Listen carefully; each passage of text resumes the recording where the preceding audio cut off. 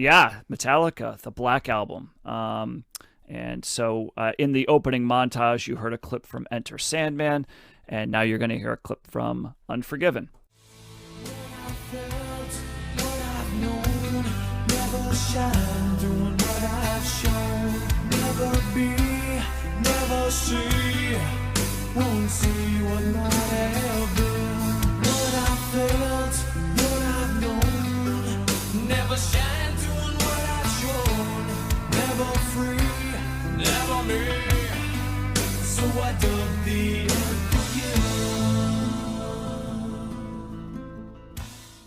Okay, so Metallica's Black Album comes in at number 47 in the 1990s on Best Ever Albums, number 9 in 1991, number 236 of all time. It's Metallica's third highest rated album on Best Ever Albums, behind Ride the Lightning and Master of Puppets, which are two albums that we covered already. The Black Album is ranked number 235 in Rolling Stone's list, and Metallica in Best Ever Albums is ranked at number 41 of overall artist rankings. So yeah, this album was released on August 12th, 1991. It's their fifth album out of a total of 11. I guess they just had a recent one out this year. 2023's 72 Seasons marks their 11th album. And we have covered Metallica's other albums basically up until this point, all right. of them in season 3. That include Kill 'Em All, which was Cold Listen episode number 8, Ride the Lightning, Cold Listen episode 9.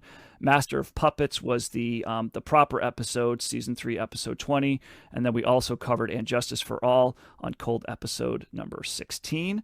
And we also covered, I have to mention this, honorable mention to a founding member, Dave Mustaine, who was kicked out of the band in 1983, formed Megadeth. We covered Megadeth's Rust in Peace this season on episode 5.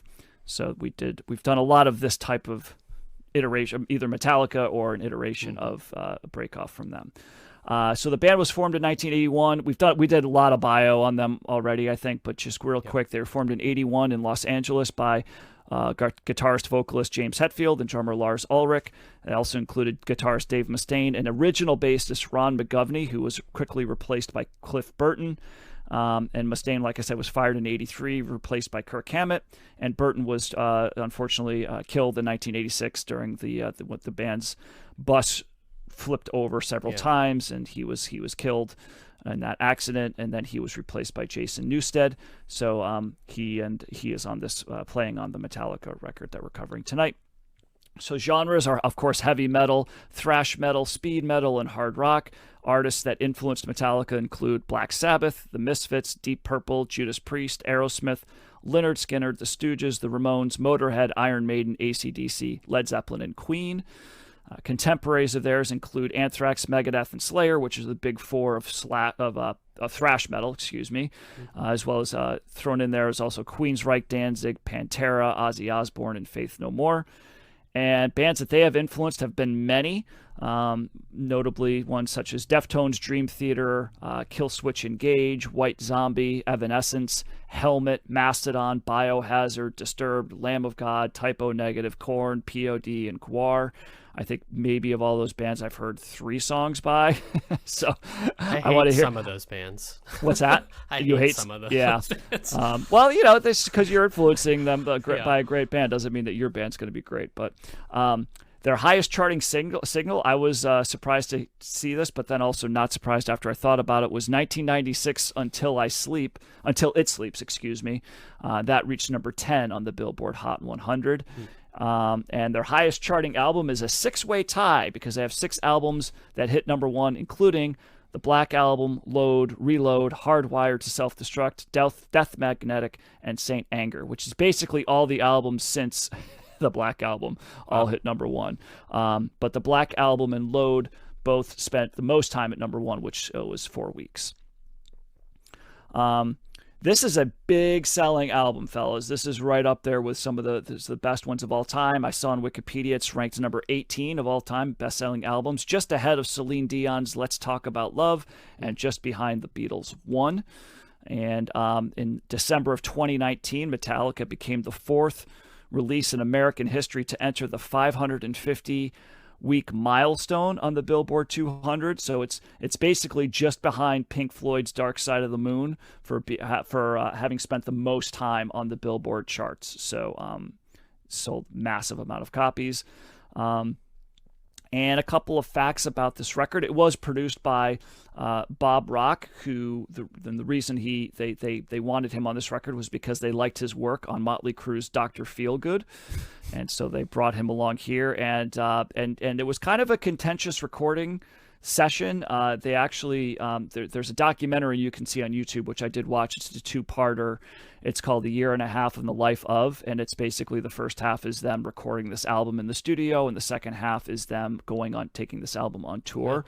Yeah. And I highly recommend it. I thought it was a really good insight into how a record is created, and hearing the discussions that the band has and the arguments that they have with the producer, and then what it's like to be out on tour and how they discuss, different things that they are going to do within their show, and just the fan reaction and all that stuff. It was a really interesting watch for me.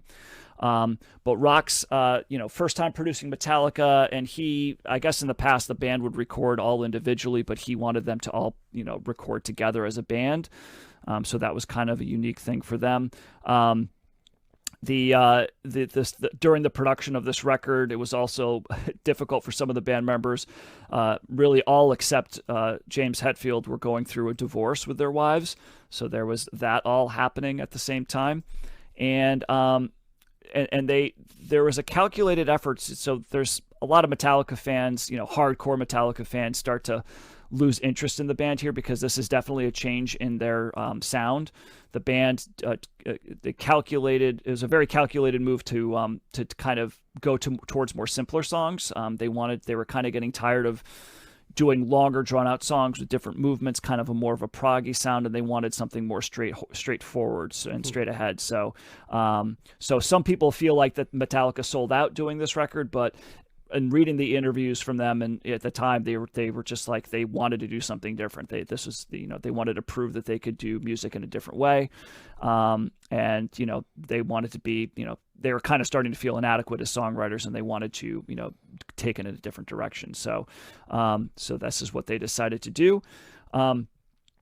I didn't know this initially, but I can't believe I did, because normally I would pick up on stuff like this. But the instrumental introduction to the song "Don't Tread on Me." Did you guys pick up on that guitar part? It's basically the intro, or the chorus for the song "America" from the play West Side Story. It's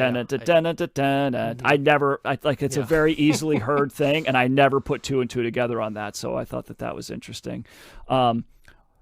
Yankees closer Mariano Rivera would use "Enter Sandman" as his entrance theme, which is a freaking badass song to come out to in a baseball game. So I'm not a Yankees fan, but I definitely endorse that decision. And then the song "Sad But True" is maybe it's a very, that's the other thing too. This album is seen as being heavier in terms of the tone than their previous records, particularly the song "Sad But True." They initially tuned that to E, which is the lowest string on the guitar. But basically, Bob Rock was, telling the guys, look, everything that you're doing right now is an E. This song would sound better if it was lower. And the band was like, you can't go lower than E. And he goes, no, when we did Dr. Feelgood, we tuned down to D. So he took they tuned their guitars down one step further than what they normally do, and that's why you're getting the heavier sound with "Sad But True." And actually, I listened to Dr. Feelgood last week as well, just to see what that's like, and you can kind of see some similarities in terms of the production choices that were being done there. So yeah, this is a massive record. This is the one that really catapulted Metallica into the mainstream and made them a worldwide huge act. And let's hear from Josh first. We haven't gotten to your take yet. What are your thoughts on Metallica's Metallica? Yeah, so this was my intro to them, I think, when they were on MTV, and that Enter Sandman video. I remember that, like, that video kind of transcending, pop culture in a way, and knowing about it and kind of being disturbed by it and stuff like that.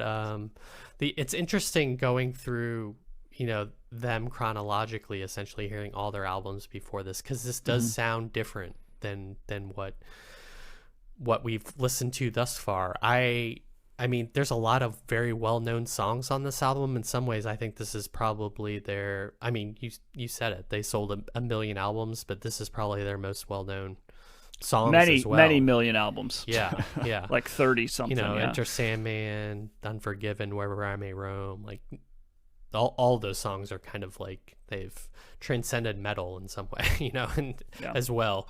In some ways, this is a continuation of what they're good at and what they're known for. I feel like the drums hit really hard on this album. Their guitars are really heavy. It's funny you said that about Sad But True, because that's my note is, wow, this guitar is really heavy. That's exactly what I wrote. It's still fast. It is kind of more restrained. I feel like the tone overall is darker, and they're not going through those movements that they did on some of the earlier songs. It is in some ways like I don't know, it is like a slower, heavier album. That I feel like the speed metal is what is missing in a lot of this album, and that's kind of I think an important part of Metallica, or what I really liked about those early albums, especially Master of Puppets and Ride the Lightning. I really like when they did that and when they had those multiple movements. So that kind of missing here feels like a little bit of a step down from me. This album is still very enjoyable, and it felt familiar in a way, even though I haven't really listened to it a whole lot.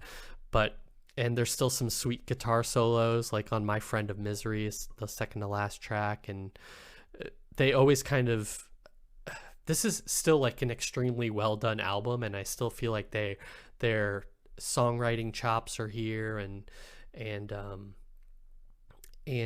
heaviness of the guitar, I still really enjoy all of that, but I miss kind of the speed element that is not as present on this. So thumbs up for sure, but it's not, and I'm not like super Metallica fan. I don't have like the backlash that maybe some fans felt with this album, and I know nothing of their later stuff after this.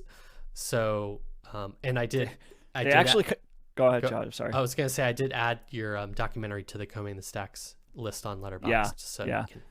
They actually kind of went with like that song that I talked about that was their highest charting song. Mm-hmm. They kind of go in a little bit of a grunge, kind of direction a little bit. So they even deviate more away from like the thrash and metal, kind of thing. So yeah, they continue to change a little bit.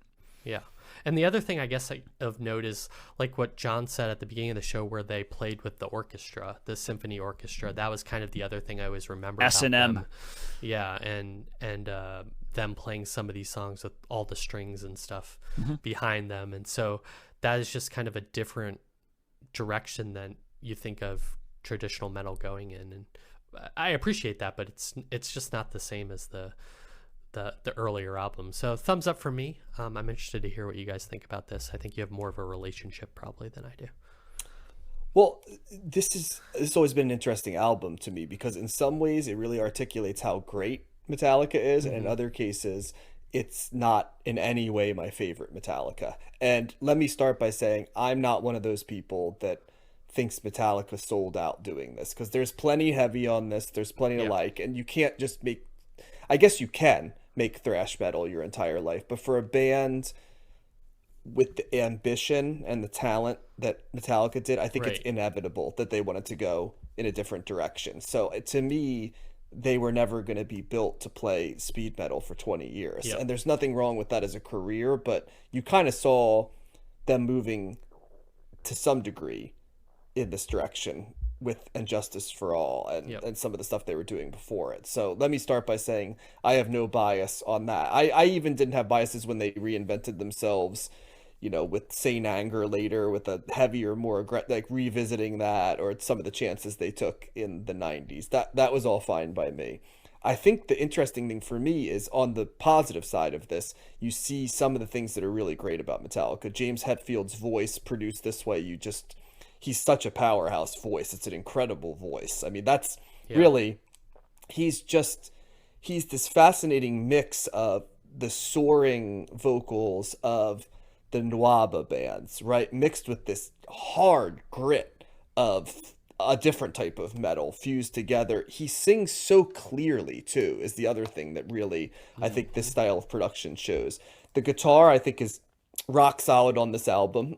You can hear Jason Newsted's bass, which is nice compared to what's happening there. There's plenty of bass on the. I don't want to say they overcompensate it, but it's like it's there. I did pay attention to that. I was like, did you notice it that suddenly it's there again? Yep. And that was a plus, because that was my one criticism when we were talking before about famously the bass just disappeared. I was like, damn it, where's that? But Kirk Hammett's guitar is great on this, and just I appreciate how.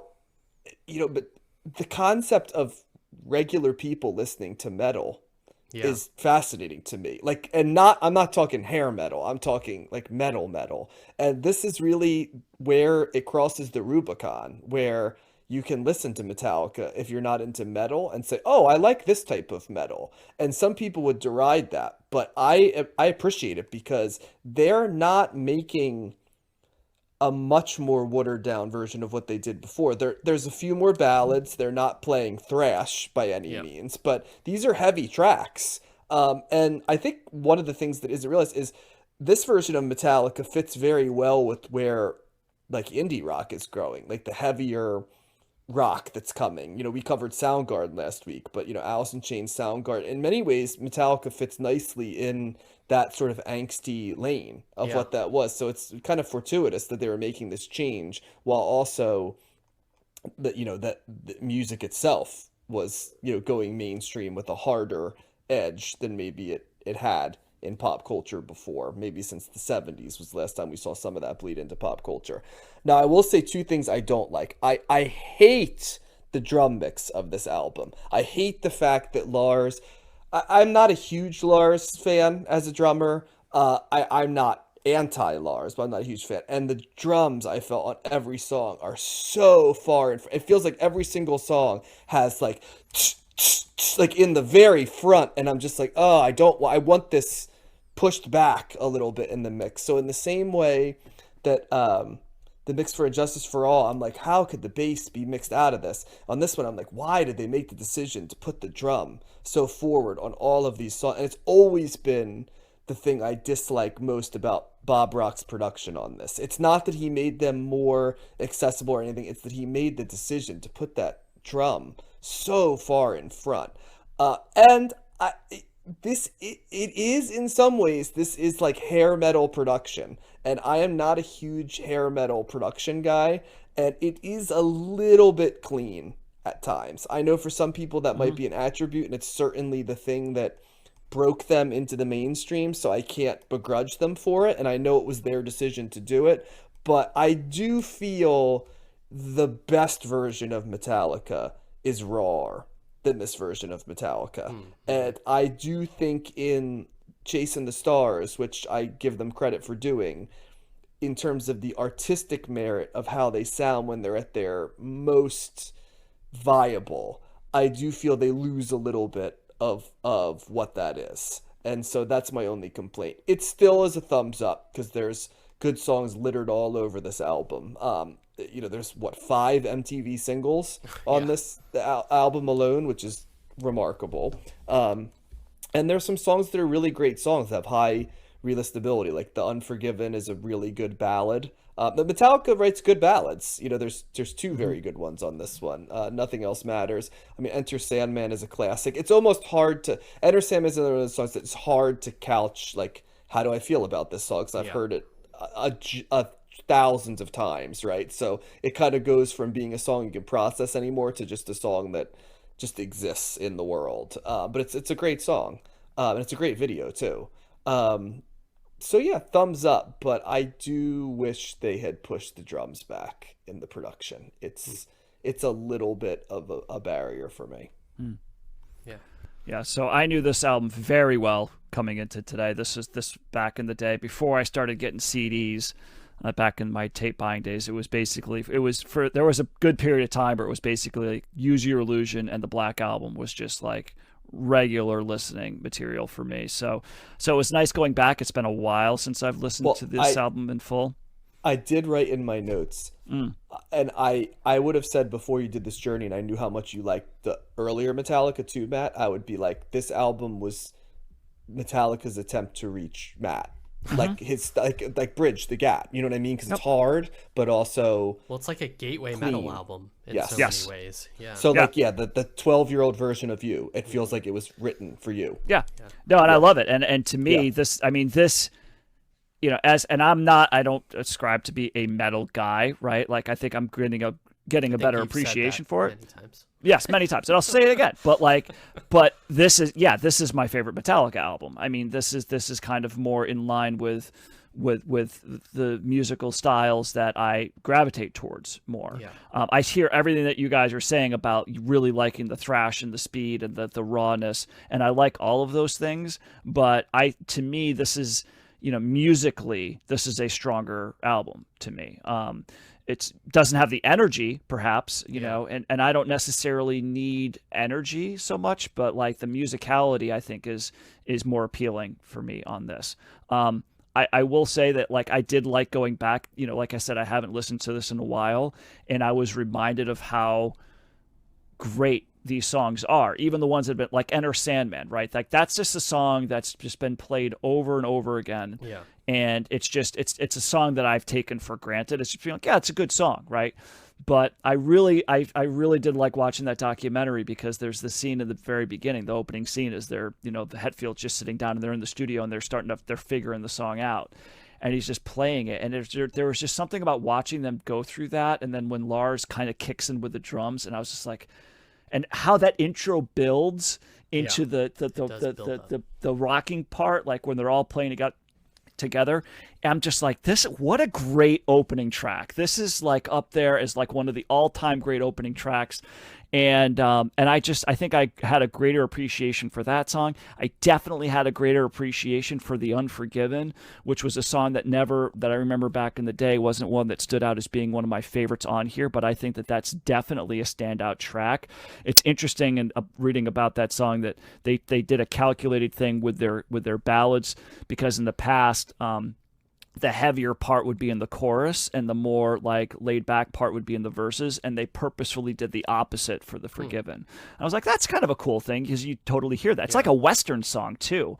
You know, it's like this like Western showdown kind of thing that they're doing with that. But I think that this is a really solid record. All the things, and John, the things that you don't like about I like Lars's drums. I like the production styles. I don't mind the cleaner style. That probably fits more in line with what I'm looking for musically as a general rule. So those things didn't bother me as much. I actually kind of liked them. You know how I know there might be some truth to what I said? If you listen to the remastered version of these songs, the drums are kicked back significantly. Like I would say listen to the original, which is what I listened to the first couple times this week, and then listen to the remastered, and it's notable. Well, I listened to the remastered part though. Okay, that'd be interesting, because I just put up on Spotify. I didn't know there were two different versions. No, I listened to the original the first two times, and then I was curious to hear the remastered. And it's maybe I should go back then and check that out then. So okay, that's interesting. But I also think here there's some really good deep cuts on here. I think when I was first as a kid, when I would listen to this, I think after Nothing Else Matters, it's not that I totally stopped and didn't listen to anything else, but I remember my interest waning after that, like not being that into it. But man, there's some, like The God That Failed, My Friend of Misery have some really cool. My Friend of Misery's I love that opening bass line that Newsted's doing, and the guitar solo is really cool in there. But I don't think there's a weak song on here. It's a captivating record. It's got a lot of energy. The thrash is turned down or non-existent really, and this is more straight ahead. But but I'm, as being a non-metal person, it's speaking to me on many different levels. And I really I like their other stuff too, and I'm glad I got to listen to it and know it a little bit better. But to me, this still stands out as being a record that I would probably reach for this more than I would for their other records, which is probably blasphemy to many Metallica heads out there. But fair enough. I mean, it's not my take. This would be 4, 5 maybe in terms of how I look at it. But I think it was the right decision by them, because I know their argument is that they thought we can't write any more 8-minute songs. Like, we got to go in a different, which I get. And while I like the 8-minute songs better, I also understand how you can't just keep churning that out or you become like a parody of yourself. So I can appreciate that they put variety in it, and it would make their shows better because you're getting a variety of things. But yeah, I'm going to go back to like Master of Puppets and For Whom the Bell Tolls way more than I'm going to go back to almost anything on this album for sure.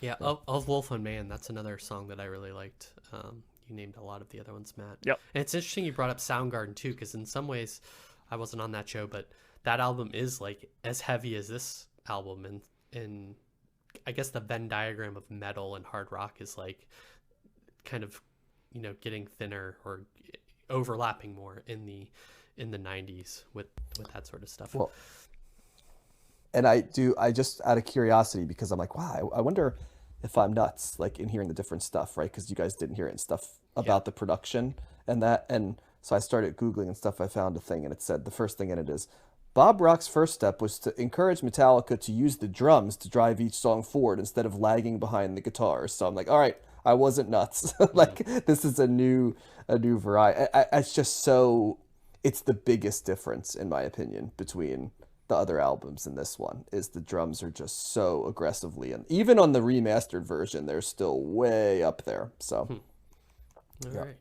Mm-hmm. So well, if you want to hear other people covering these Metallica songs from the Black Album, you can go to the Metallica Blacklist, which is a bunch of several different versions. There's like 6 different versions of Enter Sandman, one by Weezer. So you can hear all kinds of covers. Yeah, I have no real interest in hearing Josh music looks play almost Metallica. angry that I brought that up. Because you know they'd pick to play like Enter Sandman. They wouldn't pick, you know, most bands, you know, would pick a thing, they'd pick Enter Sandman. Yeah. Yeah. Why did they do that? Come on, Jesus. St. Vincent does a cover of Sad But True. Why not, man?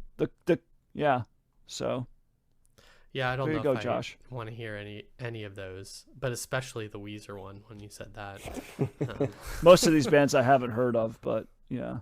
But yeah, it's funny because if you go to it, there's like literally of each song, there's like at least 4 different versions of it. So you'd be listening to, if you just played it from start to finish, you listen to 5 different versions of the same song before you got to the second song. Oh, so jeez. It's quite the journey. It seems like a lot. It is. For one album.